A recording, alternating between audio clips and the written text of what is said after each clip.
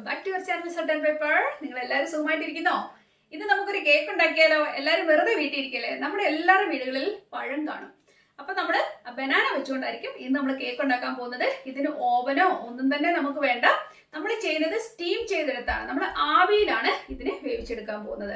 അപ്പം വളരെ എളുപ്പമാണ്, എല്ലാവരും ട്രൈ ചെയ്ത് നോക്കുക. നമുക്കപ്പോൾ വീഡിയോയിലേക്ക് കിടക്കാം. അപ്പോൾ നമ്മുടെ സ്റ്റീംഡ് ബനാന കേക്ക് ഉണ്ടാക്കാൻ വേണ്ടി ആദ്യം എന്തായാലും നമുക്ക് വേണ്ട ഒരാളാണ് ബനാന.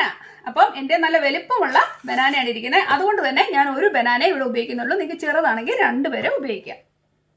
ഇതിനെ നമുക്ക് നന്നായിട്ട് മാഷ് ചെയ്തെടുക്കണം. നമ്മുടെ ബനാന നല്ല സുന്ദരമായിട്ട് ഞാനിവിടെ മാഷ് ചെയ്തിട്ടുണ്ട് കേട്ടോ.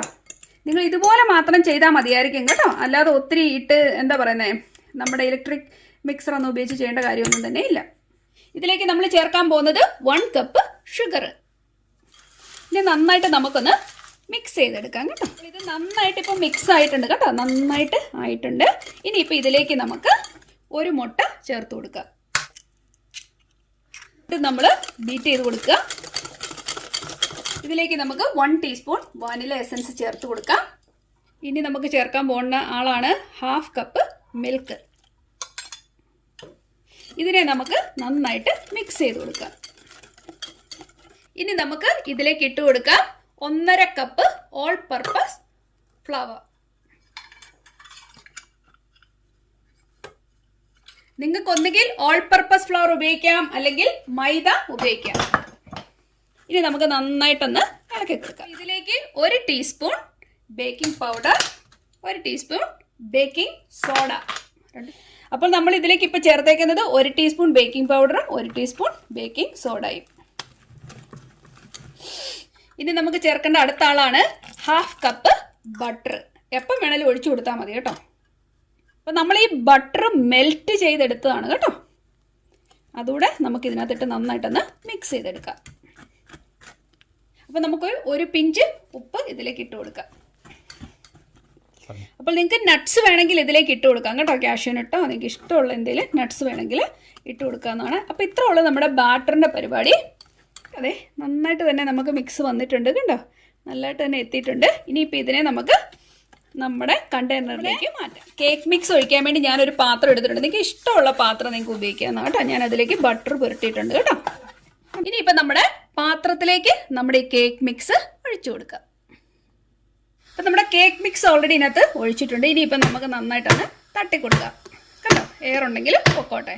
അപ്പോൾ ഈ സമയത്ത് നമ്മുടെ പാത്രത്തിൽ വെള്ളം ഒഴിച്ച് കണ്ടോ ആ തട്ടിട്ട് ഞാൻ വെച്ചേക്കുവാണ്. തിളച്ച് കഴിയുമ്പോഴേക്ക് നമ്മുടെ ഈ കേക്ക് മിക്സിനെ എടുത്ത് അതിലേക്ക് വെച്ച് കൊടുക്കാം. അപ്പോൾ നമ്മുടെ കേക്ക് മിക്സിൻ്റെ മുകളിലേക്ക് ഞാനൊരു ഫോയിൽ പേപ്പർ കൊടുക്കുന്നുണ്ട് കേട്ടോ. ഫോയിൽ പേപ്പർ ഞാൻ സൈഡ് നന്നായിട്ട് ടൈറ്റ് ചെയ്ത് കൊടുക്കുന്നുണ്ട്. പക്ഷെ മുകൾ ഭാഗം ഞാനത് പൊങ്ങി നിൽക്കത്തക്ക രീതിയിൽ കൊടുക്കുക. ഇൻ കേസ് ഇത് ഒത്തിരി പൊങ്ങി വന്നാലോ എന്ന്. ഞാൻ മുക്കാലേ ഒഴിച്ചിട്ടുള്ളൂ, വരത്തില്ലായിരിക്കും, എന്നാലും ഒരു ധൈര്യക്കുറവ്. ഓക്കെ, ഞാനാണെങ്കിൽ ഒന്നാമത് ഇതിന് മുന്നേ സ്റ്റീം ചെയ്ത് ഇതുപോലത്തെ കേക്ക് ഉണ്ടാക്കിയിട്ടില്ല.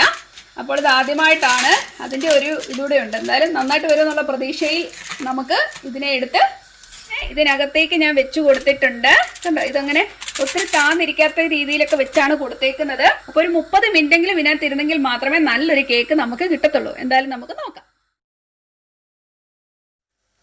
ശരിക്കും പറഞ്ഞാൽ ആവി അടിക്കുമ്പം നമ്മുടെ ആ മുകളിലത്തെ പാട്ട് തട്ടുന്ന എനിക്ക് കാണാൻ പറ്റുന്നുണ്ട്. അതിനി കേക്ക് അതിനകത്തിരുന്ന് പൊങ്ങി വരുന്നതിൻ്റെ ആണോന്ന് അറിയില്ല. ഞാൻ എക്സൈറ്റഡ് ആണ് എന്തായാലും. അപ്പോൾ 1/2 മണിക്കൂറായിട്ടുണ്ട്. ഞാനിതിനൊന്ന് പൊക്കി നോക്കട്ടെ കേട്ടോ. Oh my God.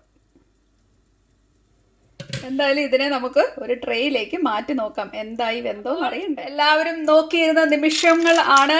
ഞാനിവിടെ എല്ലാം വെടിയിച്ചിട്ടുണ്ട്. നമുക്കിവനെ ഒന്ന് തുറന്നു നോക്കാം. Oh my God, oh look at it. നോക്കിക്കേ, നമ്മുടെ കേക്ക് എത്ര ഭംഗിയായിട്ടാ വന്നേക്കുന്നത് നിങ്ങൾ കണ്ടോ. നല്ല സുന്ദരമായിട്ട് പൊങ്ങി. അടിപൊളിതേ.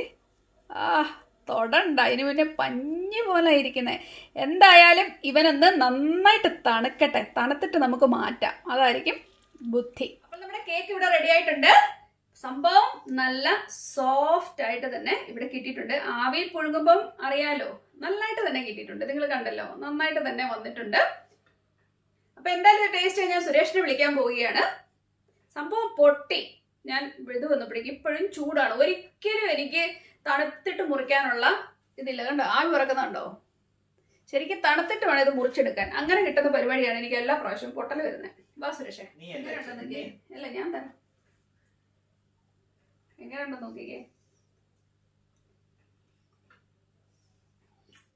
ചൂടാ. ഇതുവരെ തണുത്തില്ല. നല്ല ടേസ്റ്റ് ഒക്കെ ഉണ്ട്.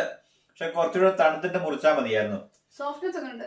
സോഫ്റ്റാ, നല്ല സോഫ്റ്റ് ആണ്, നല്ല ടേസ്റ്റ്. ബനാന കേക്ക് പറയുന്നത് നമുക്കറിയാലോ, നല്ല ടേസ്റ്റ് തന്നെയാണ് സംഭവം. ഇത്ര കനത്തിൽ നമ്മൾ ഉണ്ടാക്കി, അതുകൊണ്ട് കുറച്ച് സമയം എടുത്ത് ഒരു 3/4 മണിക്കൂർ എടുത്തിട്ടാണ്. ഞാൻ 30 മിനിറ്റ് പറഞ്ഞിട്ട് 3/4 മണിക്കൂർ എടുത്തിട്ടാണ് ഇത് വെന്ത് കിട്ടിയത്. നീ എത്ര പഴം ഇട്ടു? ഒരു പഴം. ആണോ? ഓക്കെ, കുഴപ്പമില്ല. വളരെ എളുപ്പത്തിൽ തന്നെ ചെയ്യുന്ന ഒരു കാര്യം തന്നെയാണ്. നിങ്ങൾക്ക് ഇനി ഇങ്ങനെ ചെയ്യേണ്ട ട്രേ ഇല്ലാന്നുണ്ടെങ്കിൽ നിങ്ങൾക്ക് ചെറിയ ചെറിയ പാത്രങ്ങളിൽ വെക്കാം, അല്ലെങ്കിൽ ഇഡലി തട്ടിട്ട് വേണമെങ്കിലും ഉണ്ടാക്കിയെടുക്കാം. അപ്പൊ ഒന്നുകൂടെ നല്ല എളുപ്പമായിരിക്കും. സ്റ്റീം ചെയ്യുന്ന കാര്യമല്ലേ, പക്ഷെ സംഭവം നല്ലതാണ് അല്ലേ. അപ്പോൾ എന്തായാലും ഇന്നത്തെ ഈ വീഡിയോ നിങ്ങൾ എല്ലാവരും ട്രൈ ചെയ്ത് നോക്കണം. നിങ്ങൾക്ക് ഇഷ്ടപ്പെടാതിരിക്കത്തില്ല. ഇഷ്ടപ്പെട്ടാൽ ലൈക്ക് ചെയ്യാനും ഷെയർ ചെയ്യാനും സബ്സ്ക്രൈബ് ചെയ്യാനും മറക്കരുത്. അപ്പൊ നമുക്ക് വീണ്ടും നല്ലൊരു വീഡിയോ ആയിട്ട് നാളെ തന്നെ കാണാം. അപ്പോൾ